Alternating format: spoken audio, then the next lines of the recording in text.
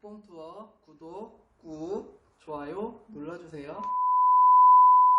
차단할 수 있도록 빈트야 지금 샤워 중이야? 줄이기 위해 일부 검사군을 합쳐서 운영하고 운영시간 단축 등의 일부 변동이 있습니다.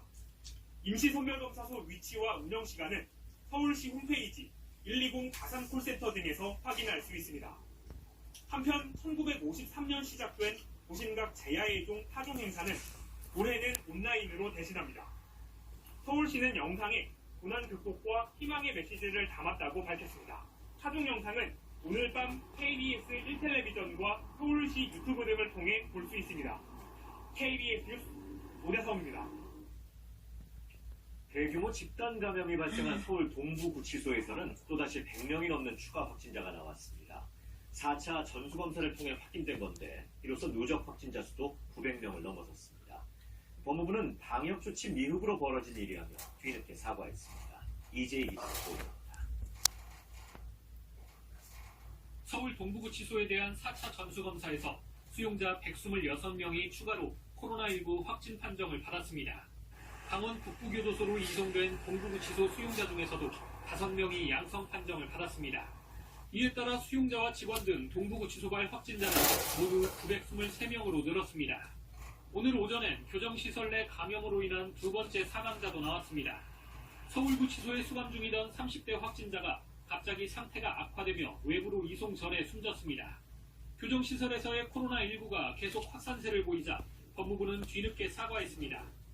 구금시설이 갖고 있는 한계와 선제적인 방역조치의 미흡으로 이번 서울 동부구치소와 같은 사태가 발생하게 된 것에 대해 다시 한번 국민 여러분께 송구하다는 말씀을 드립니다. 코로나19 3차 대유행 뒤 무증상자에 의한 감염 가능성을 예측하지 못했다며 이에 대한 대책도 내놨습니다.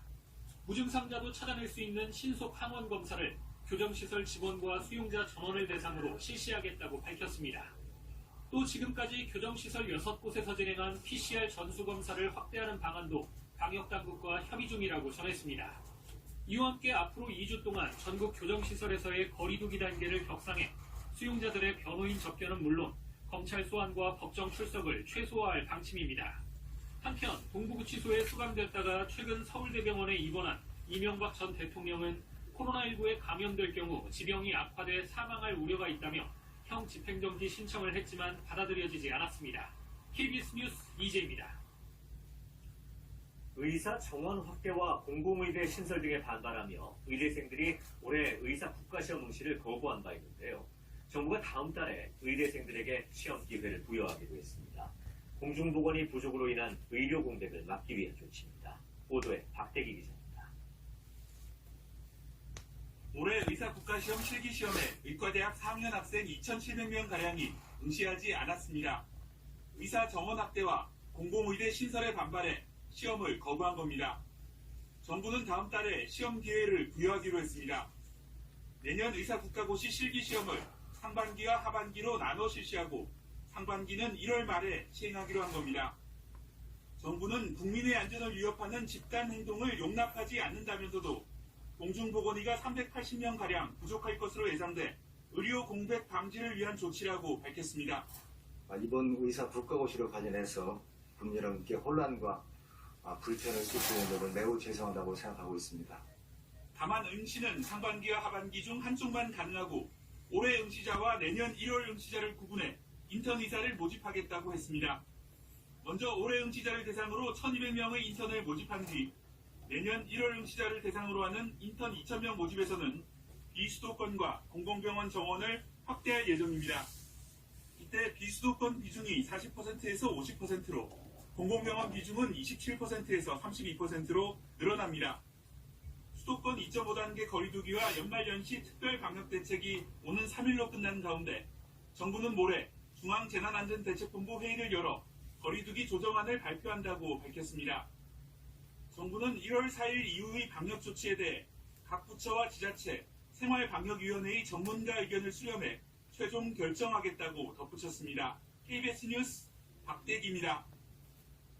영국에서 긴급 사용이 승인된 아스트라제네카 백신은 3개월 간격으로 접종하면 면역 효과가 최대 80%까지 높아진다고 영국 의약품 전문가가 밝혔습니다. 영국 정부는 다음 달 4일부터 아스트라제네카 백신 접종을 시작합니다. 보도에 임광석 특파원입니다. 영국 정부가 세계